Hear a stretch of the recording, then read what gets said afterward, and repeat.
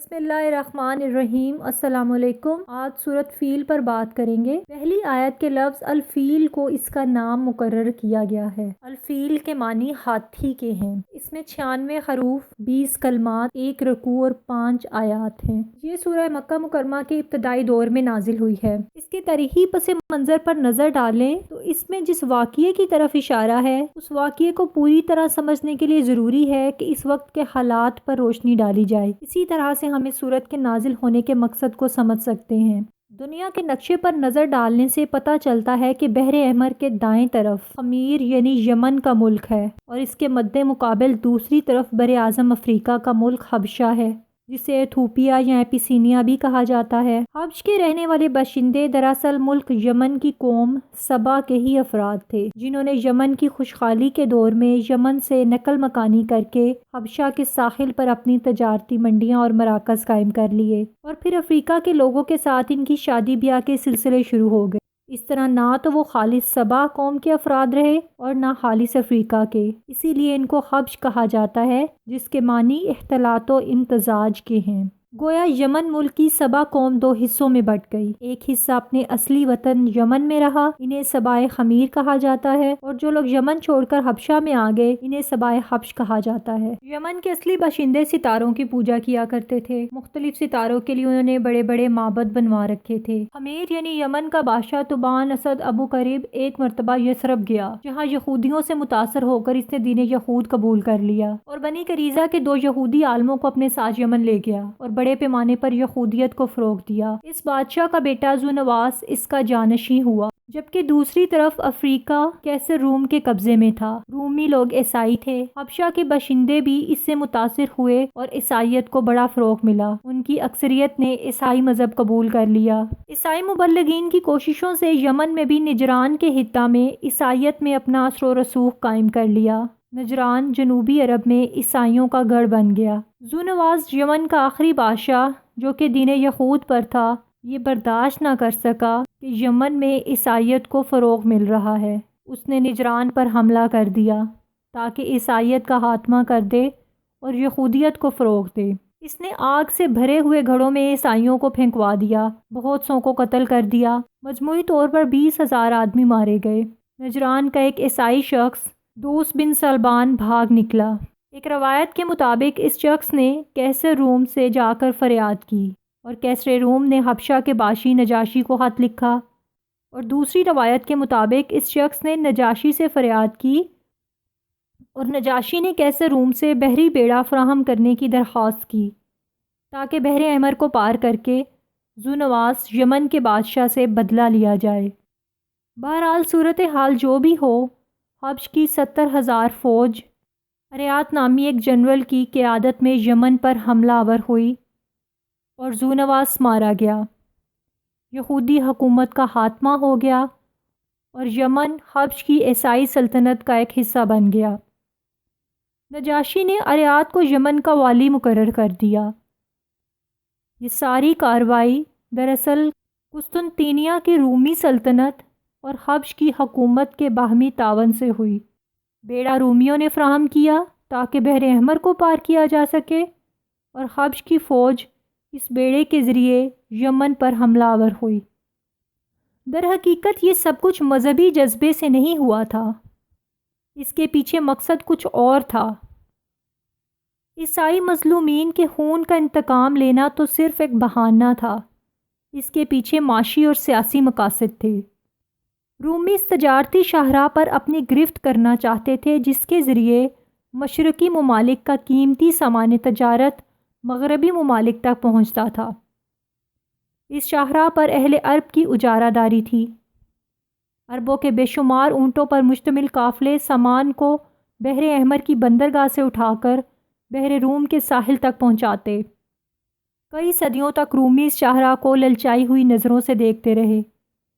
عرصہ سے رومی اور ایرانیوں میں جنگ شروع تھی اور حالت جنگ میں اس راستے کی اہمیت بڑھ گئی تھی۔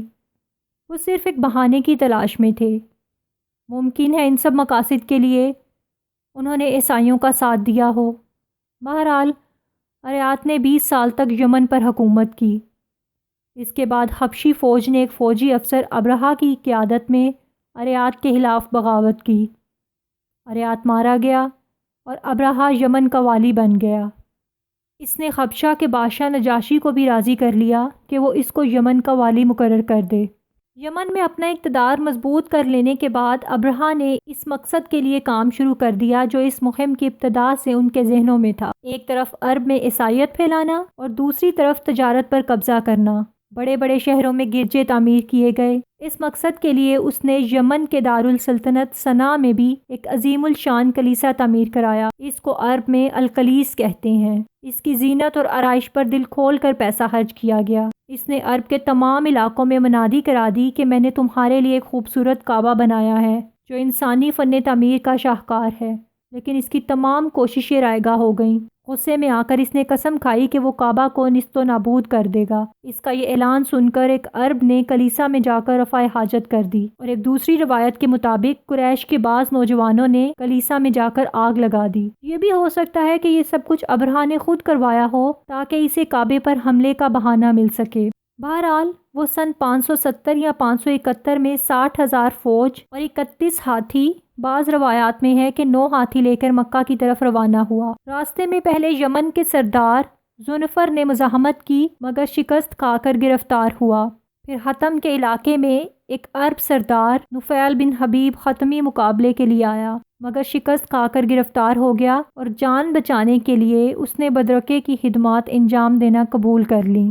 جب ابرہہ اپنی فوج کے ساتھ طائف کے قریب پہنچا تو بنی ثقیف نے محسوس کیا کہ وہ ان کا مقابلہ نہ کر سکیں گے۔ ان کو یہ خطرہ تھا کہ یہ فوج ان کے معبود لات کا مندر تباہ کر دے گی۔ چنانچہ ان کا سردار مسعود ایک وفد لے کر ابرہہ کے پاس گیا اور کہا کہ ہمارا بت کدا وہ معبد نہیں جس کو آپ ڈھانے آئے ہیں، وہ تو مکہ میں ہے۔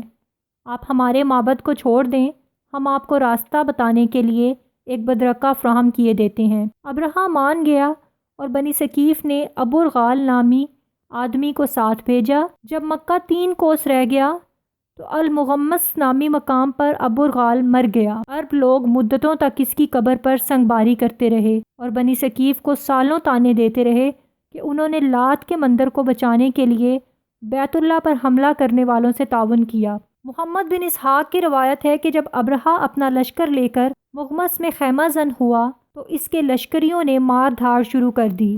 اونٹ، بھیڑ، بکریاں، جو چیز ملی اپنے پڑاؤ میں لے آئے۔ اس لوٹ کے مال میں حضرت عبد المطلب کے 200 اونٹ بھی شامل تھے۔ ابرہہ نے اپنا ایک ایلچی مکہ میں بھیجا۔ اہل مکہ کو یہ پیغام بھیجا کہ وہ ان سے لڑنے نہیں آیا بلکہ کعبہ ڈھانے آیا ہے۔ اگر تم لوگ نہ لڑو تو میں تمہاری جان و مال کو نقصان نہ دوں گا۔ اس نے ایلچی کو یہ بھی ہدایت دی کہ اہل مکہ اگر بات کرنا چاہیں تو ان کے سردار کو میرے پاس لے آنا۔ مکے کے سب سے بڑے سردار اس وقت عبد المطلب تھے۔ ایلچی نے ان سے مل کر ابرہہ کا پیغام دیا۔ عبد المطلب نے کہا، ہمیں ابرہہ سے لڑنے کی طاقت نہیں ہے۔ یہ اللہ کا گھر ہے، وہ چاہے گا تو اپنے گھر کو بچا لے گا۔ پھر وہ ایلچی کے کہنے پر ابرہہ سے ملنے گئے۔ ان کی شخصیت کو دیکھ کر ابرہہ اتنا متاثر ہوا کہ اپنے تخت سے اتر کر ان کے پاس آ کر بیٹھ گیا اور پوچھا، آپ کیا چاہتے ہیں؟ عبد المطلب نے کہا، میرے اونٹ واپس کر دیے جائیں۔ ابرہہ نے کہا کہ میں آپ کو دیکھ کر بہت متاثر ہوا مگر آپ کی اس بات نے آپ کو میری نظر میں گرا دیا ہے۔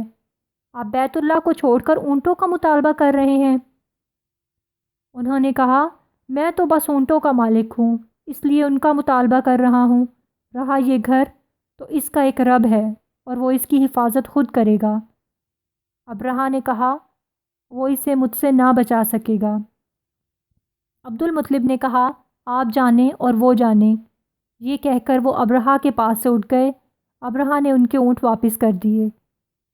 ابن عباس کی روایت کے مطابق عبد المطلب خود ابرہہ کے پاس گئے تھے۔ بہرحال جو بھی ہو، یہ بات تو واضح تھی کہ قریش نے مزاحمت کی کوشش نہیں کی کیونکہ مکہ اور آس پاس کے قبائل اتنی بڑی فوج سے لڑنے کی طاقت نہ رکھتے تھے۔ قریش کے لوگ تو جنگ احزاب کے موقع پر مشرک اور یہودی قبائل کو ساتھ ملا کر 10-12 ہزار لوگ اکٹھے کر سکے۔ وہ 60,000 فوج کا مقابلہ کیسے کرتے؟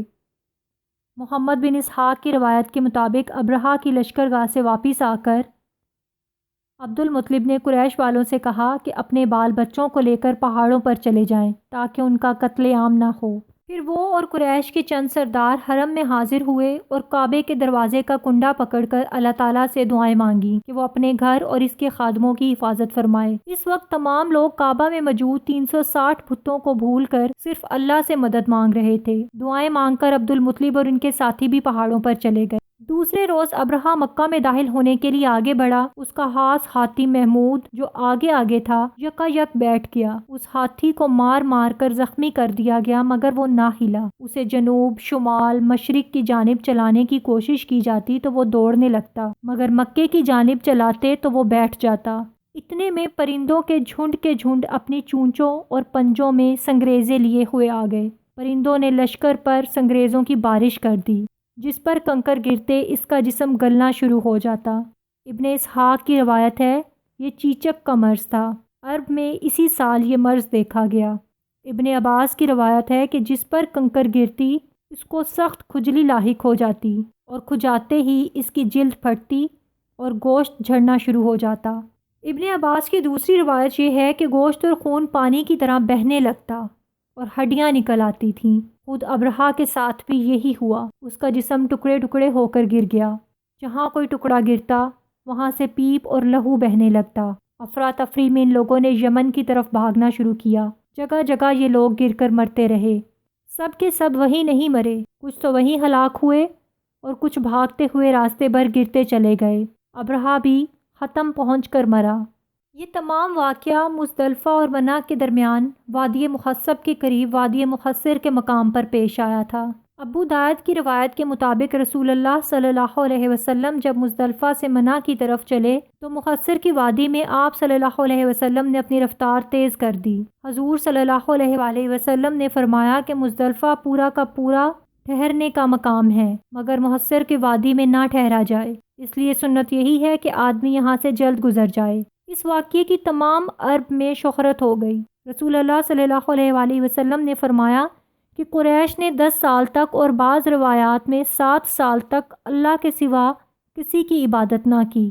جس سال یہ واقعہ پیش آیا اہل عرب اسے عام الفیل یعنی ہاتھیوں کا سال کہتے ہیں۔ اسی سال رسول پاک صلی اللہ علیہ وآلہ وسلم کی ولادت مبارکہ ہوئی۔ اصحاب الفیل کا واقعہ محرم میں پیش آیا تھا اور حضور صلی اللہ علیہ وآلہ وسلم کی ولادت ربیع الاول میں ہوئی تھی۔ اکثریت یہ کہتی ہے کہ واقعہ فیل کے 50 دن بعد آپ صلی اللہ علیہ وسلم کی ولادت ہوئی۔ پہلی آیت جس کا ترجمہ تم نے دیکھا نہیں کہ تمہارے رب نے ہاتھی والوں کے ساتھ کیا کیا۔ قرآن مجید میں کئی مقامات پر علم تارا جس کا ترجمہ کیا تم نے دیکھا نہیں کہ الفاظ استعمال ہوئے ہیں۔ ان الفاظ سے نبی صلی اللہ علیہ وآلہ وسلم کو نہیں بلکہ عام لوگوں کو مخاطب کرنا ہے۔ یہاں پر اللہ تعالیٰ قریش بلکہ عرب کے عام لوگوں سے مخاطب ہے۔ اس واقعے کو گزرے ہوئے 40-45 سال سے زیادہ عرصہ نہ ہوا تھا، اس لیے بہت سے لوگ ایسے تھے جنہوں نے اپنی آنکھوں سے یہ سب دیکھا تھا۔ دوسری آیت جس کا ترجمہ کیا اس نے ان کی تدبیر کو اکارت نہیں کر دیا، لفظ قید کے معنی خفیہ تدبیر کے ہیں۔ ابرہہ تو اعلان کر کے مکہ کو ڈھانے آیا تھا، پھر یہاں مخفی کیا تھا؟ خفیہ تدبیر یہ تھی کہ عرب سے تجارت کا راستہ چھیننا تھا جو جنوب عرب سے شام اور مصر جاتا تھا، اور لوگوں کو وہ یہ ظاہر کر رہا تھا کہ عربوں نے اس کے کلیسا کی بے حرمتی کی ہے اس لیے وہ ان سے بدلہ لے رہا ہے، حالانکہ حقیقت یہ نہ تھی۔ فی تذلیل کا مطلب ہے کہ ان کی تدبیر کو ضائع کر دیا۔ تیسری آیت اور ان پر پرندوں کے جھنڈ بھیج دیے۔ یہاں طیرن ابابیل کا لفظ استعمال ہوا ہے۔ اردو زبان میں چونکہ ابابیل ایک خاص قسم کے پرندے کو کہتے ہیں، اس لیے لوگ یہ سمجھتے ہیں کہ ابرہہ کی فوج پر ابابیلیں بھیجی گئی تھیں۔ ایسا نہیں تھا۔ عربی زبان میں ابابیل سے مراد متفرق گروہ جو پے در پہ مختلف سمتوں سے آئیں، ہاں وہ آدمیوں کے ہوں یا جانوروں کے۔ یہ پرندے نہ پہلے کبھی دیکھے گئے تھے نہ بعد میں دیکھے گئے، نہ بحر احمر کی طرف سے آئے تھے۔ ان کے سر شکاری پرندوں جیسے تھے، چونچیں بھی پرندوں جیسی تھیں، پنجے کتوں جیسے تھے۔ ان کی چونچ میں 1 اور پنجوں میں 2 کنکر تھے۔ یہ کنکر مٹر کے چھوٹے دانے کے برابر سیاہی مائل سرخ تھے، بعض کے مطابق چلغوزے کے برابر تھے۔ بہرحال مکہ کے بعض لوگوں کے پاس یہ کنکر ایک مدت تک محفوظ رہے۔ چوتھی آیت، جو ان پر پکی ہوئی مٹی کے پتھر پھینک رہے تھے، سجارتم من سجیل، یعنی سجیل کی قسم کے پتھر۔ ابن عباس فرماتے ہیں کہ یہ وہ پتھر ہے جو مٹی کے گارے سے بنا ہو اور پک کر سخت ہو گیا ہو۔ پانچویں اور آخری آیت، جس کا ترجمہ، پھر ان کا یہ حال کر دیا جیسے جانوروں کا کھایا ہوا بھوسا۔ اس آیت میں عصف معقول میں لفظ عصف کے معنی اس چھلکے کے ہیں جو غلے کے دانوں پر ہوتا ہے۔